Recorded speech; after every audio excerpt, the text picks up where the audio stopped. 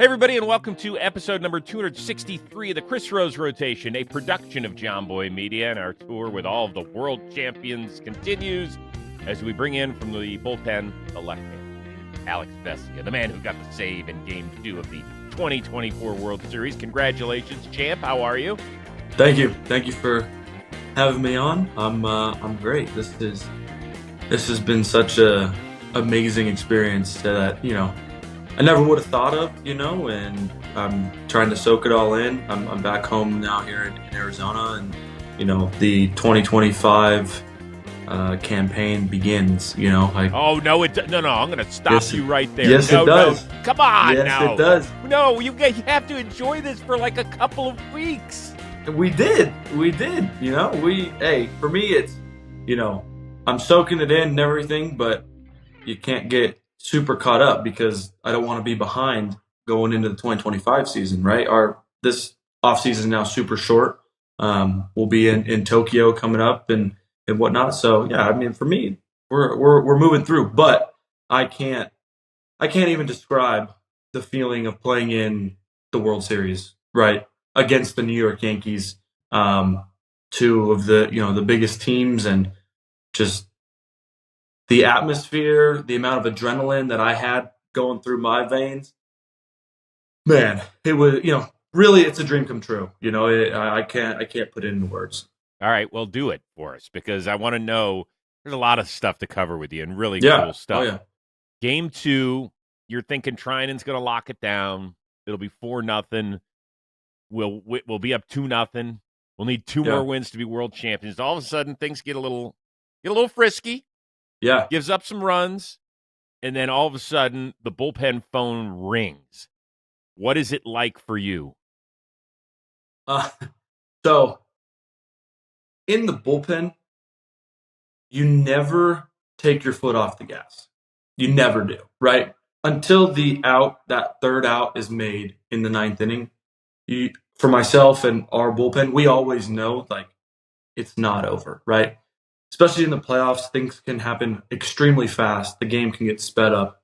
So for myself, Trinan goes in, and I was just still trying to stay locked in on what batters were coming up in different situations because, we've had it before where guy gets a weird hit, there's a walk or intentional walk, and then I have to come in. I've been through situations like that, and the game gets super fast. And in that instance, the phone rings, my name's called, and all I wanted to know was who I was going to face, and that was pretty much, I knew that they were going to pinch hit. And from that point, it's looking at the scouting report as is he an ambush guy where he's going to swing at the first pitch? Does he walk a lot, right? Basically setting myself up for the best possible, situation to have success. And it just so happens that against him, it's throwing the fastball up in the zone, and he ended up popping it up. Obviously when he hit it, I looked. We have on the side of our stadium, there's the it's the exit velo and the velocity. So I kind of glanced up, and it was hit at 91 miles an hour. And by that point, I was all right, we're good, and it's just you see me point and whatnot. And that was to Blake, where it's I got you, because he's had my back plenty of times over the years. And that's, that's what we are, man. In our bullpen, it's one guy after another, and it's kind of passing the torch, one to another. And, we have a very, very tight group down there, and we're all pulling for one another. And in the playoffs, man, anything can happen, and it's all hands on deck. So wild, man. Everybody's got different personalities too, right? Oh. You're fiery. You are. There are times where I'll watch you during the regular season, and I'm wait, is it July or October? I can't tell when Vesia is on the mound what month it is. Have you always been that way? Yeah, it's it happened. There's a video on my Instagram of me in college where I struck a guy out, and basically you see me kind of just that walk and the attitude kind of go towards the dugout, right? And for me, it's giving it all I got. I do hold it to myself. It's like I'm a Division II baseball player. I don't have anything to lose. This is what I love, and it's just a great.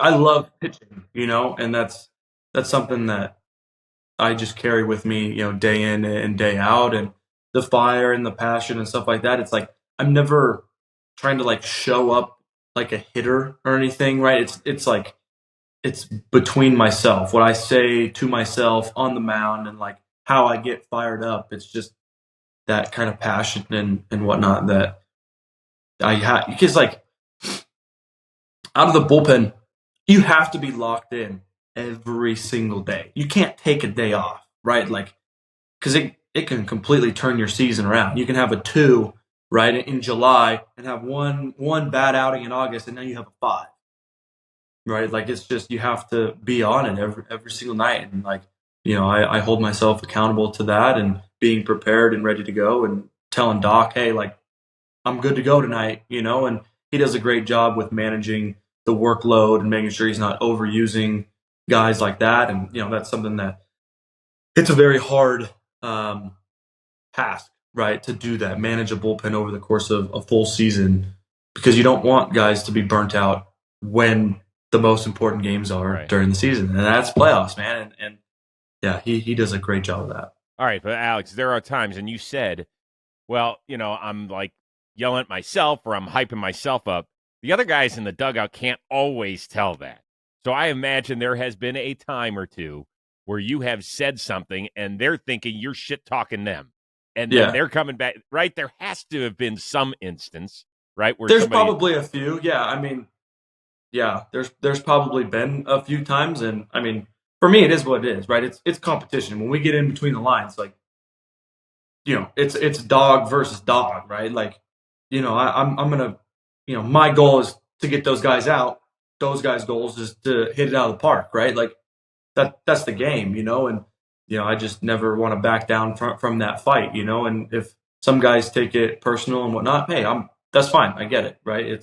It could easily be perceived as that. And it's the same thing, like, when a guy hits like a homer and does something around the bases, it's like he had success there. He's showing it, and it is what it is, right? Like, as long as it's not like super direct, right? Like I'm never like walking towards their dugout, pumping my fist or anything like that, right? I'm always trying to go towards, my dugout with the team, with my team. So, if anything, I hope it pumps up our guys, All right, you got more of our chat with Alex Vesia coming up, but a quick reminder that this edition of the Rose Rotation brought to you by Blitzball Battle 5. Another new episode and game is dropping soon. Here's a sneak peek. Blitzball Battle 5. We got the defending champion McFlurry Power taking on hook, line, sinkers. And I think the biggest question is, can anybody score off of Colin Stone? That's the biggest question. Colin Stone won everything last tournament.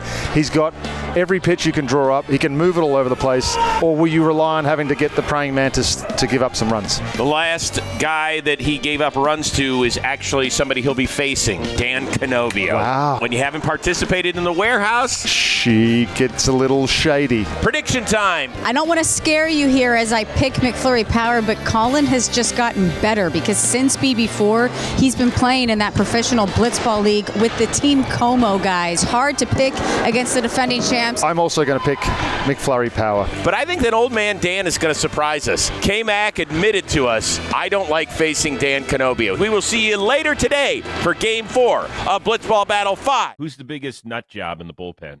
It's got to be Kelly, right? It's not close. Yeah, I mean, everyone has a very unique way of expressing themselves, and from myself to Honeywell to Joe to Banda, right? Like the list goes on. Bazooka, right? Like he has a fire and passion that's, I would say, it's very similar to mine, and that's something that everyone in there is very unique, and the motto of like be you, right? Be yourself, and we embrace that down there. And I mean, we have so many different personalities. Joe's nuts. I've known Joe for 15 years. He's nuts. He's my favorite, man. That we share a lot of common stuff with like off-road, vehicles and stuff like that, and just the kind of that fiery passion and stuff. That man.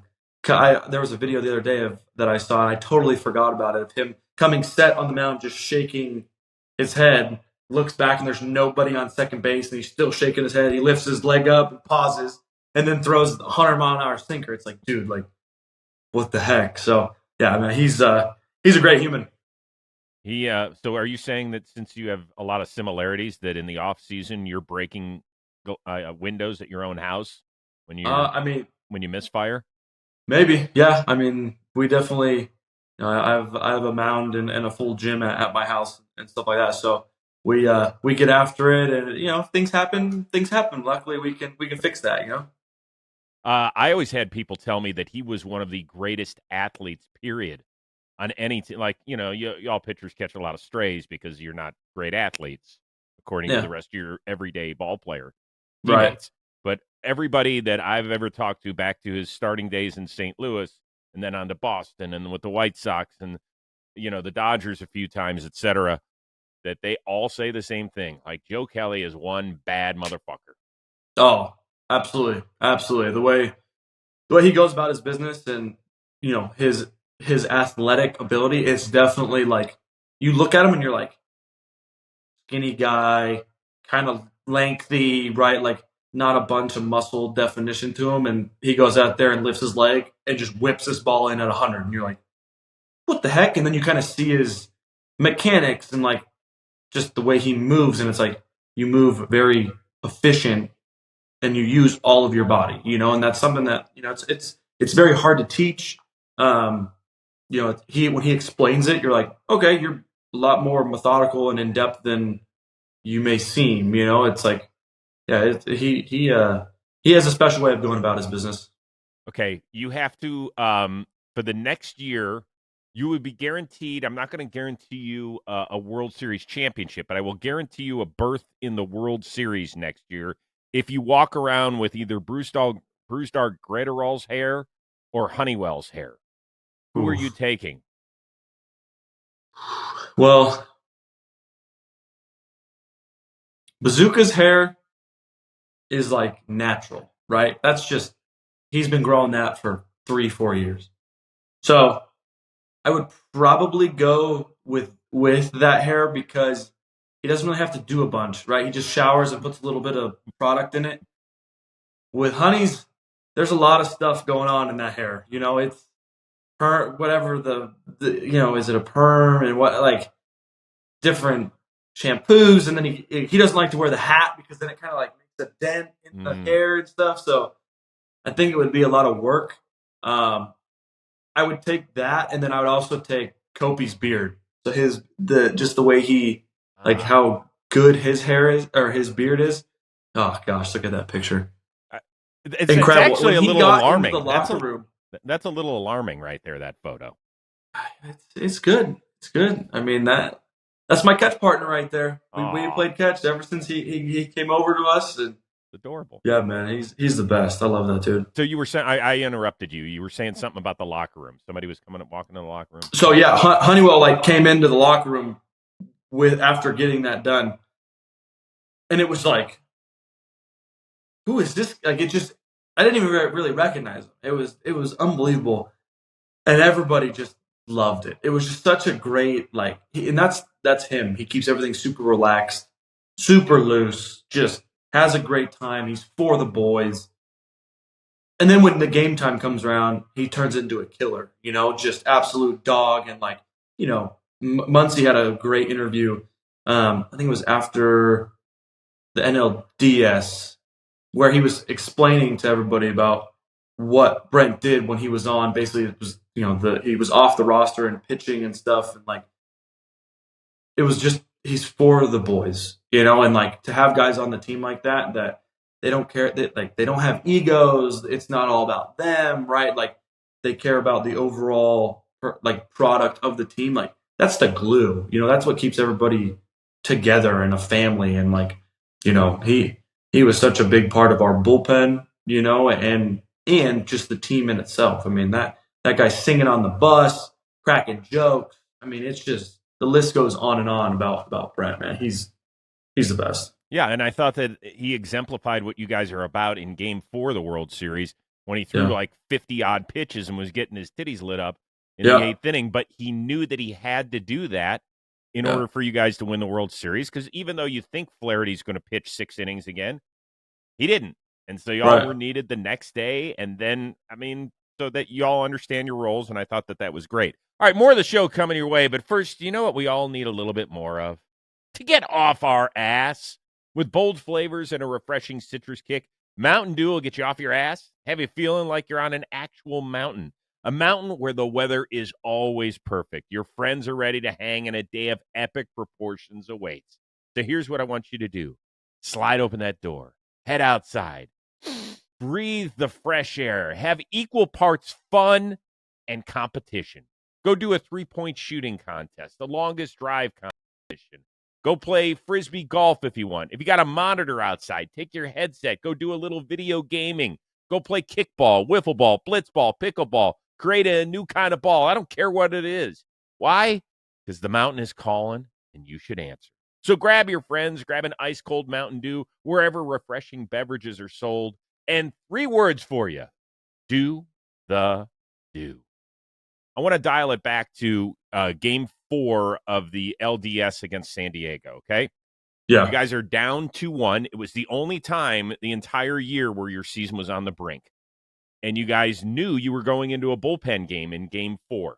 So you knew that at least 7 of you guys were going to have to go, if not more. I think it ended up being something like 8. When you know that, did you guys have like a bullpen meeting either the day of or the night for Game 3 loss where you're like, okay, this is our chance to do something, or we know what we have to do? Yeah, so I think you dial it back even further. Like, if you look at how many bullpen games we had towards the end of the season, it really geared us up for the postseason, right? Where we do have to go through an opener, and then a guy goes 1 or 2 innings, or an inning and a third, or even just 3 batters, right? All of that experience, I think, helped us pretty much just go into the game very confident with the 7, 8, 9 guys that we had, knowing that, like, 1 pitch at a time, 1 inning at a time, just take it slow, right? We're not looking to go 9 innings, right? We're looking to go whoever's in the game, right? Whether it's Brazier, Evan, right? Whoever. They get their 3 outs, okay, next guy's up, right? And that's the meeting. We didn't have like a big discussion of like, oh, let's go get him, guys. It wasn't anything like that, right? We got our little scouting reports at pretty much an hour before the game. Hey, this is your lane. This is when you most likely will go in the game. 4th inning, 5th inning, 6th inning, whatever it was. And we knew that. We were confident. We're like, all right, this is normal because we've done it. The last 4 or 5 weeks of the season, we had multiple bullpen games, and I think that was a huge confidence boost for us, because I think some teams, they don't really have that, or maybe they did, but it just gave us a bunch of confidence. It really did. That was an awesome game. Interesting that a starting pitcher was the one who closed out the World Series because of the situation. I love it. Yeah, I love it. But now you had already pitched in that game, yeah. So you were done. So you were already in the dugout, presumably. Yeah. Like, take us through your observation of everything from Walker Buehler leaving the dugout to walking down to the bullpen, the whole bit. Yeah, so I got out of my inning, right? It was like bases loaded, 2 outs. I get the fly ball. I come into the dugout, and I was kind of expecting to face, I think it was Soto, Judge, either Jazz and Stanton or whatever, those next 4 guys. I thought I was going to go for maybe another one, but I had thrown probably a little bit too many pitches. So Doc told me, he's like, hey, you're good. And I was like, okay. So I go into the locker room, into our clubhouse to do my arm care, into the gym. And someone had mentioned, like, oh, Walker is on his way to the bullpen. And I was able to kind of wrap my head around. I was like, wait a second. what? And then I like kind of realized, I was like, wait, we're running out of pitchers. Because we had Honeywell, Landon, and Ben. They had pitched the night before, all 40, 50, 60, whatever pitches. So no way they were going again. And then it was like Trinan, Huddy, and that was it. And I'm like, this isn't adding up, right? And the only thing, I just hope that he was like warming up, that he took his time, because he's used to taking his time. Not anything that's rushed that's no good. And I think they panned him on the TV like 3 times. He was playing catch, throwing the ball, and I was like, all right, like he should be like good to go. And then after I did my arm care, I went out and was basically watching everything unfold with Blake getting out of his inning. And then it was like, all right, here we go. This is it. It's time to shine, and I'm watching Walker do his warm-ups, and he like landed a curveball. And I just knew. I was like, all right, he's dialed.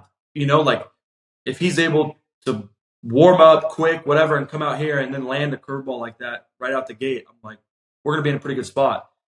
And his first like 3 or 4 pitches, I mean, he was awesome. I mean, it was, I'm screaming on the top of the dugout, just, watching him do his thing, and, I said it in an interview probably 3 or 4 weeks ago about, he's been through so much this season. I think it was like he needed to go through that. He needed to go through that to have the success that he did in the playoffs, man. Like that was great. So, all right, I want to meet the dog. All right, hold on, let me get him. We all have busy mornings, late nights. Sometimes you're working through lunch. Life doesn't always leave room for a balanced meal. That's where Huel comes in. This podcast sponsored by Huel, spelled Huel. It is the world's #1 complete nutrition brand. Huel, it's perfectly balanced. It's designed by experts to provide all the nutrients that your body needs for a meal. Huel takes the guesswork out of healthy eating. It's for the most inconvenient meals. No prep, no cooking. Say goodbye to getting hangry and unsatisfying snacks. Just grab a Huel instead. They taste so good. Huel shakes actually taste kind of like a milkshake. They come in delicious chocolate, which I prefer, or vanilla. Bonus is low in sugar. My personal favorite, the Black Edition Ready to Drink, because it's got a whopping 35 grams of protein. We all need that, plus 27 vitamins and minerals, all in one handy-dandy bottle. So take the leap. Join the community of Hooligans with this exclusive offer. Get 15% off with the code ROSE15 at Huel.com. That is 15% off HUEL.com when you use that code ROSE15. Unlock a healthier, easier way to eat with Huel. Nutritionally complete meals in minutes so you can focus on what really matters. I'm back. All right. Oh, my gosh. All right, now who's who? All right, this Rufus, darker, and then Rocket is their little guy. Rufus is the one that always barks. Anytime he hears mom or anybody, if he sees anybody out there, he immediately he loves to let everybody know, hey, people are around. They're adorable. I mean, are those the cutest ever? Super cute. They're about a year and 8-9 months. So they're same dad, different mom, and they're about 4 months apart. Same dad, different mom. Yeah, weird. I know. No, not weird. Hey, believe me, we see that all the time. Yeah. You know? So, and I proposed to Kay, my wife, with Rufus, and then about 4 months later, we got Rocket. So, yeah, it's a good little story. Wait a second. What does that mean you proposed with? So, when I proposed, obviously I proposed with a ring, but my second little gift was Rufus. So he was in in a box, and I was like, "Hey, Kay, I have one more thing," and she was like, "What the heck?" And I grabbed the box and opened it, and yeah, it was super cute. And by the way, putting you guys down. All right, that's it. Please don't bark. Bye, Please gang. don't bark. Bye, gang. Oh, adorable. So cute. Are you kidding me? I don't care what the ring looks like. I love the dog. I know. Yeah, they're the best, man. It's super nice to come home after, whether I have a great game or a bad game and whatnot, and hang out with them and kind of get my mind off the game. It's been great. So well, wait till you actually have humans. Kids. Yeah. Yeah. Totally different ball game. Mine don't Right. ever talk to me anymore, so it doesn't matter. Doesn't matter whether I have a good show or a bad show. They don't even know what I do for a living anymore. So I'm curious about who was the best person you heard from after winning the World Series. Was there somebody that you hadn't talked to in 10 years? They got your number, they texted you, or was there one message you received where you're like, damn, that was awesome?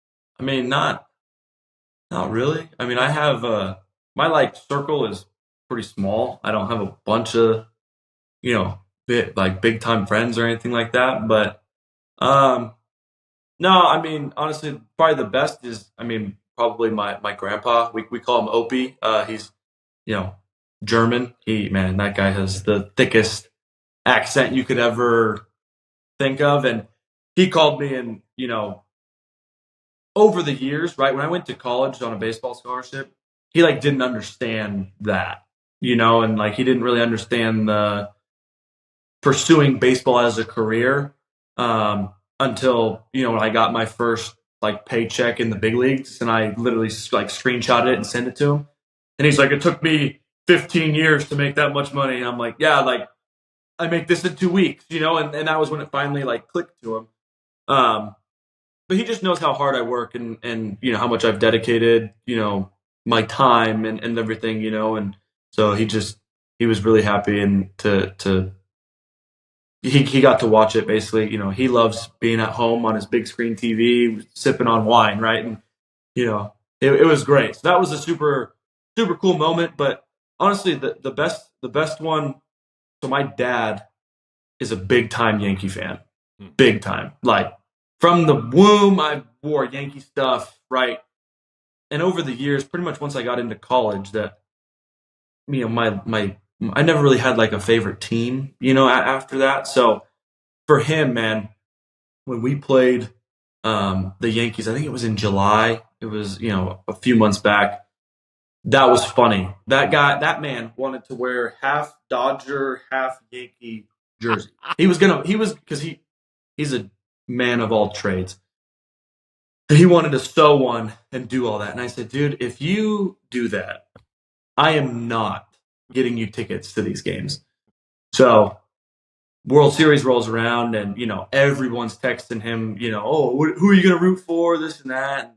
And, he's like, I'm rooting for my son. I have to. This is, and it was just a super cool moment, and to be at Yankee Stadium and to celebrate on the field, and it just all of our dreams have come true. No one ever thought that I was going to make it to the big leagues, let alone be on a playoff team, let alone be in the World Series pitching and doing all that stuff, right? It's what we had dreamed about and talked about, and that was a very, very special moment for me. Okay, now I got to go back. I know. Is there a little bit about the World Series where Pops was? Do you think that he was rooting a little bit for the Yankees? I don't think so. I talked to him. We had 4 or 5 different conversations, and he was like, I believe you guys are the better team. I don't know. I also had my 2 best friends there, and they were giving him crap the whole time. That was fun to be a part of. But yeah, it's when I ask him about it, he wants me to be successful in anything that I do, and I get that. But I'm sure it's bruised him a little bit, but hey, it is what it is.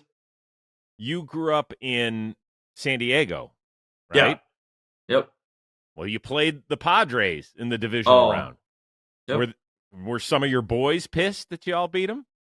Oh, every time we play the Padres, I have about 20 text messages from my friends and stuff talking about the game. They want inside. Why'd you guys do this? Or why did the Padres do this? And I'm I don't have time to explain to you why certain things go on. But yeah, it's always overwhelming when we play the Padres for me and my family. 1, because everybody wants tickets, right? That's brutal. And then 2, when they come to the game, they also like where the Padres bullpen is. There's a big staircase that goes up, and then there's another staircase that goes up even higher to those seats. All my friends know that that's the spot to come and bug me. They'll toss stuff down there. A couple of my buddies have gotten kicked out. It's been ridiculous. So yeah, Padres series. It's always that my friends keep me on my toes. That's for sure. Well, wait a second. What have they gotten kicked out for? Just like being obnoxious, pretty much. And they don't know the fine line. They just don't know the fine line, and whether they've gotten like escorted to a different section or whatever, it's just like it's been ridiculous. That's for sure. Do you talk back to the fans in the bullpen? I mean, we've had conversations here and there. I mean, when some get out of hand, I mean, you just focus on the game and let security do it. They do a pretty good job. So, but you hear them. Oh yeah, absolutely. I mean, I try to block it out as best as I can, but once I get throwing, like if I'm just sitting there watching the game, I'll hear it. But like when I'm warming up and doing stuff like that, no, I don't really hear anything. You can't hear anything like when you're warm. That's crazy. No, I mean, it's like focused, right? I have certain cues and I'm talking to myself and I'm getting myself kind of fired up and whatnot. And it's also going through different scouting reports. And like when I'm warming up, it's like, I go through different sequences of like fastball at the top, slider down and away, or like just landing it for a strike, or, there's always little cues and stuff that I'm trying to like work myself through. I also talk with Bardo, our bullpen coach, about certain situations and whatnot. So you're focused all on the game, where I could care less about what somebody's saying to the left or to the right of me. But they make you laugh sometimes, don't they? Yeah. So, some people have great comments and stuff, and then other people, it's like, buddy, like that's out of line, Ridiculous, isn't it? We hear it all. I mean, there's like Philly's bullpen. The fans are right on top of you. New York, right on top of you. New York Mets, it's pretty much on top of you. Dodger Stadium, I mean, they're right there. Trying to think about any others. I've always heard that Colorado's bullpen's like a 5-star hotel. Wild, yeah, wild. If you wanted to like go meditate, they have like all these trees and stuff. You can literally walk down and just sit. Like you wouldn't even know that you're at a baseball game. It's wild.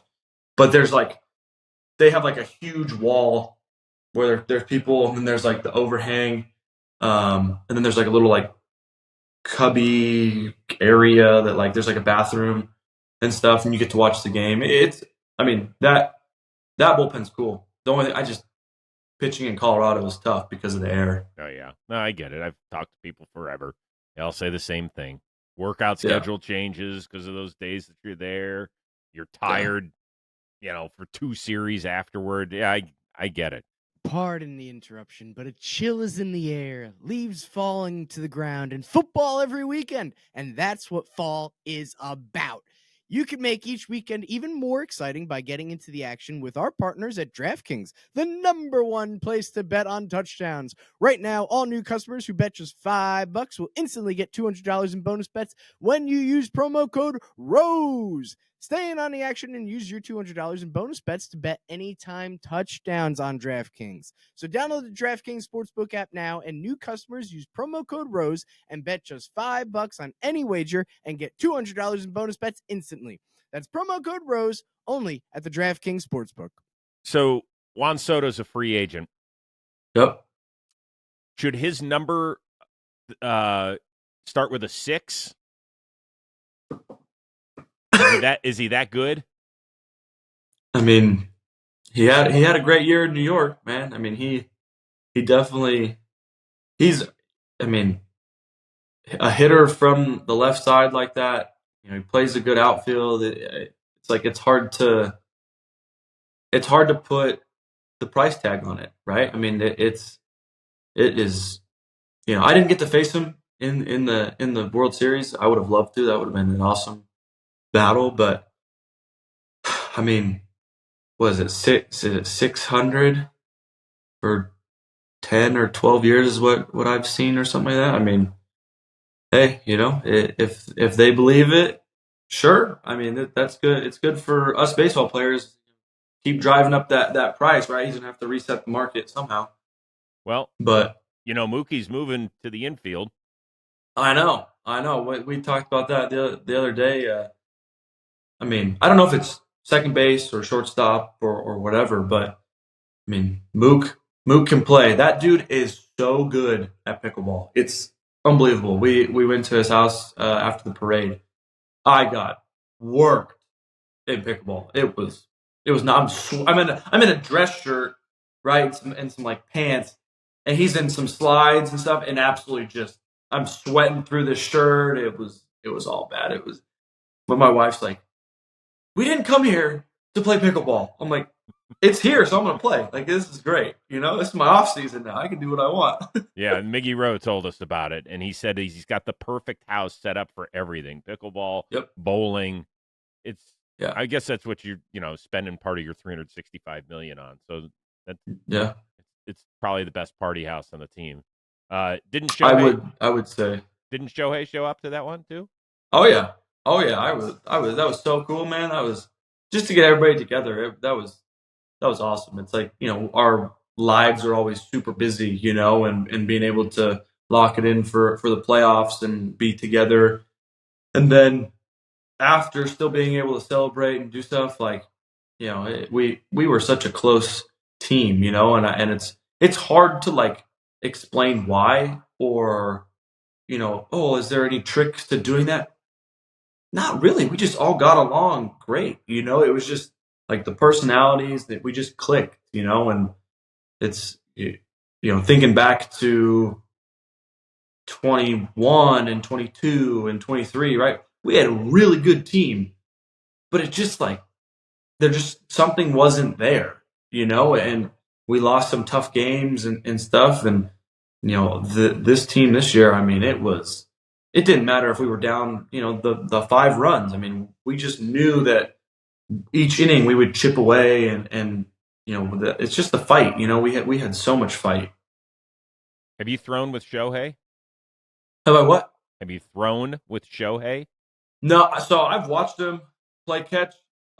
He throws to a catcher and whatnot, and I also think he doesn't want to interrupt like the bullpen pitching like routine and stuff. I would love to play catch with him, maybe in spring training when he isn't really on like a super set regimen. I'll play catch. I would love to. That would be awesome.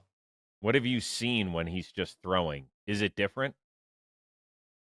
Yeah, like the weight room, right? And then like his plyo routine, then going into like his catch play, like everything's so specific, and it's tailored to him. And, I haven't really been able to ask him too much because like, I don't want to have a 25-minute conversation and then delay his routine or my routine, but it's just the way he like uses the ground that is so unique, right? When he's done playing catch, you can see the divot where his back foot is and his front foot where they land, and it's the same every single time. And that's just him being, pretty much a perfectionist, right? It's like every rep, and when he got off the mound for the first time, everybody had videos of it and whatnot, and I got to ask him, I'm like, how's it feeling? And he's like, I haven't got off the mound in so long, like just the extra 2 inches from the slope, he had to get used to it again,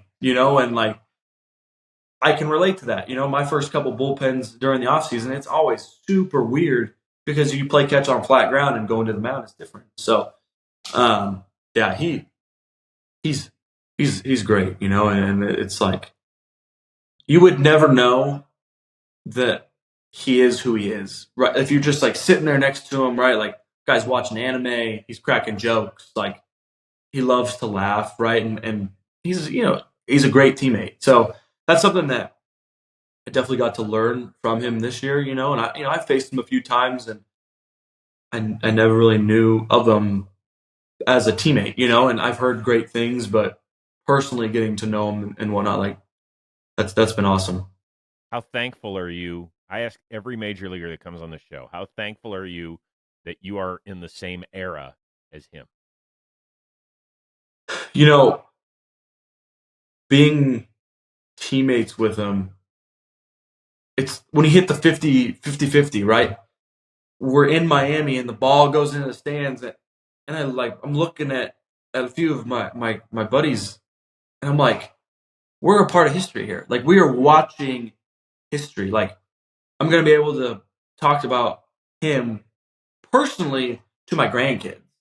That's like, it's just super. It's weird, but in the best way. It's like, I can't believe that. And it's like, you can't take it for granted, and yeah, it's he is. It kind of leaves me speechless. It's hard to put into words about someone who is that great at what they do. But then it's like, you watch him do his work day in and day out, and you're like, this guy deserves it. He doesn't slack on anything. And yeah, he's the real deal, right? I don't want you to speak for him, but I want your opinion.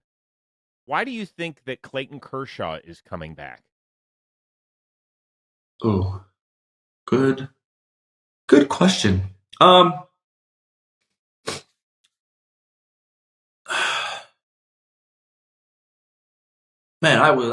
you're stumping me on this. I think obviously with this toe and the knee thing, right? Like, he got to kind of sit and take it all in. And that guy's a competitor, right? Like, doesn't matter if he's in the weight room, doesn't matter if he's playing catch or catching a fly ball. Like, he's always competing. And I think it's kind of, hey, we're giving it, one last one. I don't know if he said if he's going to retire. I don't know. But like, I would believe that like this is probably his last season. And it's like, he wants to be healthy. He wants to compete for the whole year, right? At least, obviously he needs to get the knee and the toe right. But he'll come back in June, July maybe or something. I don't know the timetable. But he's going to want to compete, and pitch in the postseason and do all that stuff. And I also think he might realize, or maybe has realized, that how special the team is that we have around us, and he wants to be a part of it. And I also know he loves baseball. He loves baseball. So yeah, it could be a number of different things on why, and that reason is his, and I'm super happy. I love that guy. He has helped me out so much from in 21 when I first got over here to my failures in 2023. Like, the knowledge that he has gained over the freaking 20 years that he's played, right? Like, you always can ask him something, and he's gonna tell it to you straight. He doesn't care if it hurts your feelings, like and you want someone like that in your corner, and especially in the pitching staff and stuff. I know he's helped out numerous guys, and also he's just super fun to be around. All right, I got a couple more. I'm going to let you go be a doggy dad. Thanks. The best part of the parade was what? Watching Flaherty stumble around on TV after his interview? So I didn't even get to see that until it was on social media. I think 2 for me. First one, being on the bus. I'm on the top, and we turn the corner, and it kind of starts to go down, and it was just like a sea of people, like, and they're loud, and I'm like looking at people, I'm making like eye contact with people, and it's like, it was just cool, man. They support us. They've supported us long before I've been a Dodger, but like, it was like so much for them, and it's like, they deserve so much more. I thought we should have gone a second time through, because the first time like wasn't enough. Like, we definitely should have done a second time. And then 2, being on the stage, listening to all my teammates talk about how special it was for each and every one of them. That was awesome. I mean, it was emotional. It was raw, but then you look up in the stands, and like, like I said, I'm so focused on getting out. That was a packed stadium. I mean, there was barely any seats open, and they were screaming and loud, and it was like, man, it was cool. It was like, this is what I get to do day in and day out, and you got to soak it all in without being under any pressure of performing. We were just there, and that was cool. That was like, for me, it was like damn, I do this, that was just, it was cool, and all the support. And I mean, there's people that showed up that I see regularly that are season ticket holders next to the bullpen, and I got to say hi to them and they congratulated me, and it meant the world to all of Los Angeles, That's great. What's one thing you're most looking forward to this offseason? You guys going to do anything good? I know, other than taking care of your dogs. So, my wife and I we got married January 5th, and we didn't really get to do a honeymoon because it was too close to the season. Uh-huh. So basically, November 17th to the 24th, we'll be going to Cancun and celebrating that, and so that's going to be awesome. So I'm really looking forward to that. We saw the resort on like Instagram, and I sent it to her. I was like, this could be it, and she was like, totally in. So I was like, sweet. Like, it's always nice to decide on something together, right? So I haven't been on vacation in a little bit, so it'll be fun, And then the other thing is, I can't wait to go to Japan. That's going to be so cool. So, because we had a lot of fun in Korea. I ate food that I never thought I would eat. We just got to see the culture that, being just in the States, right? You get a little taste of here and there, but going completely across the country like that, it's awesome. So yeah, Japan, I'm actually really looking forward to that. And, season's going to roll around and we won another championship, right? That's the goal every year. And that's what we fight to, day in and day out. So it's going to be fun. You want to be a part of a dynasty? That's the plan. That would be something truly amazing. So yeah, I think we have all the right pieces, and we'll see who we acquire, free agents and whatnot. And then it's always interesting towards the trade deadline, right? Like it's always, those two are always fun to you scroll through Twitter and you're like, all right, who's going where, right? Like we don't always know. I mean, at least I don't. So. Well, this was a blast, man. I appreciate your time. It was good to meet the dogs, too. Go have a great time on your late honeymoon, if you will. Yeah. And then before you know it, we'll see you out there in Glendale, Arizona. You know it. Yeah, thank you. Thank you for having me on. This has been a blast. I'm always, I always like talking about this stuff. My wife does the TikToks and whatnot, and it just kind of shows a different side of baseball life, where, in some ways we go through similar things as the rest with, delayed flights or, things not going our way, right? Like, but at the same time, it also shows that, it's a long season and we gotta stick with us through the good and the bad, right? Yeah, much more good this year for your 2024. Much more good. Alex Vesia, thank you very much. We appreciate the time. Big shout out to our awesome, amazing producer, Robbie Scirocco, for your world champion bullpen mate, Alex Vesia. I am Chris Rose. We'll see you next time here on the Chris Rose Rotation, a production of John Boy Media.